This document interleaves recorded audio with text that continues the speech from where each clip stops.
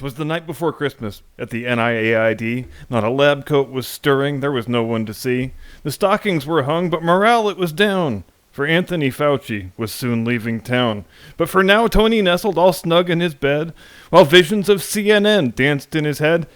And Mrs. Fauci in her kerchief with Tony beside, she tried to seduce him, but the moment soon died. When out in their yard arose such a loud noise, like the sound drag queens make when they see little boys. Tony jumped up from bed, and with fear he was gripped. "There's a noise in my yard, and my mask nearly slipped." So as the moon shone brightly down on the snow, Tony put on his glasses and looked out the window, when what to his squinty old eyes should appear but a driverless sleigh and 8 Chinese reindeer.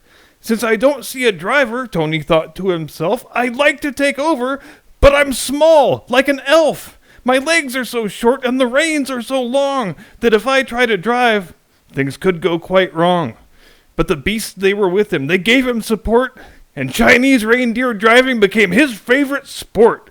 Now Shang-Chi, now Bruce Lee, on Chang and on Chen, on Wai Lu and Sun Tzu, back to Wuhan again. We must go once more to that same institute that I helped China build. Now wasn't that cute?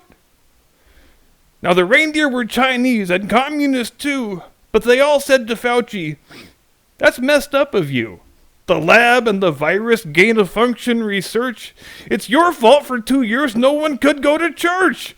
At the outskirts of Wuhan, the reindeer did stop, saying, "You're on your own now, you dumb silly wop." And then all of a sudden, they upturned the sleigh, and so out Tony tumbled as the team flew away. And the reindeer agreed that what they'd done was right. Did you hear that guy's voice? I can't take that all night. But Tony, it turns out, he wasn't quite dead. He'd come down in a snowbank and led with his head. And he made it his mission that he never would shirk to get back to the office for his last day of work. So he hitchhiked and traveled by bike and by ski till that glorious day he got back to D.C. With a leathery visage, his beard big and matted, he looked rather mad, although he wasn't hatted. He muttered some nonsense that no one could hear, and some joker said, "Ha, we got Joe Biden here." But Tony knew better, so he didn't let on that he'd planned this damn thing by himself all along. "If I should retire and keep to myself, then no one will need my new book on their shelf.